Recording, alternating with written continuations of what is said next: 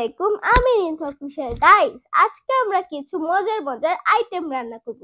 সেগুলো কি তোমরা দেখতে চাও গাইস? So let's go. কিন্তু আমাদের চিকেন কিন্তু আমরা ম্যারিনেট করে রেখেছি, একটু পরে কিন্তু এটাকে আমরা ভাজবো।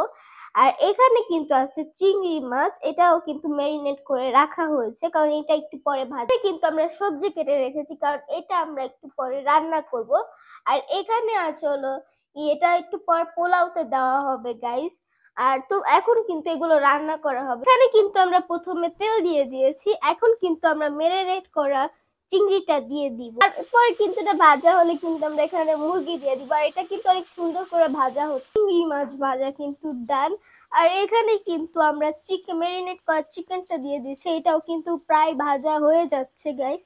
তো ওটা ভাজা হলে তারপর ব্লগটা কন্টিনিউ করছি। দেখো ফ্রাই গুলো কত সুন্দর করে হচ্ছে, আমি তো দেখে জাস্ট অবাক যে এত সুন্দর করে হচ্ছে। আমি ভাবতেও পারিনি যে এত সুন্দর করে এগুলো ভাজা হবে। একটু পরে কিন্তু এগুলো ভাজা হবে, তারপর কিন্তু আমরা এই তরকারি গুলো রান্না করতে দিব। ফাইনালি কিন্তু আমাদের ভাজা ডান। আর এটার ঘ্রাণটা কিন্তু অসাধারণ। এই সাইডে কিন্তু আমরা সবজি পোলাও কিন্তু রান্না করা হচ্ছে। এখানে কিন্তু আমরা ভেজিটেবল দিয়ে দিয়েছি গাইস, এটা হতে আছে একটু একটু করে। কিন্তু সবজি পোলাও রান্না হচ্ছে, আর একটু পরে কিন্তু এটাতে আমরা পানি দেব। গাইস ফাইনালি কিন্তু আমাদের খাবার রেডি হয়ে গেছে, চলো এবার ট্রাই করি। সো প্রথমেই কিন্তু আমি এই ফ্রাইটা দিয়ে দেখো মাংসের ভিতরটা কতটা বেশি পরিমাণে সুন্দর হয়েছে তোমরা দেখতে পারতেছো। চলো প্রথমে কিন্তু মাংসটা দিয়ে ট্রাই করব আমি।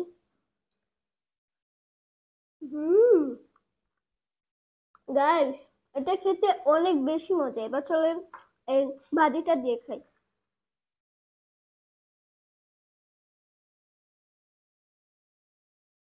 এটা আরো বেশি মজা হয়েছে। এবার চলো চিংড়ি মাছ দিয়ে খাই।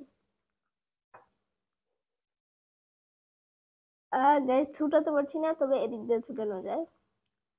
দেখো চিংড়ির ভিতরটায় কতটা পরিমাণে অসম। তো চলো গাইস চিংড়ি মাছ নিয়ে একটু, চলো এবার ট্রাই করি।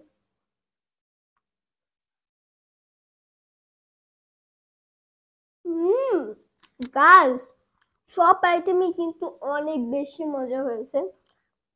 আজকে যেহেতু শুক্রবার ছিল তাই এত কিছু রান্না করেছে। এগুলো রান্না করতে করতে আমার আম্মুর অবস্থা খারাপ।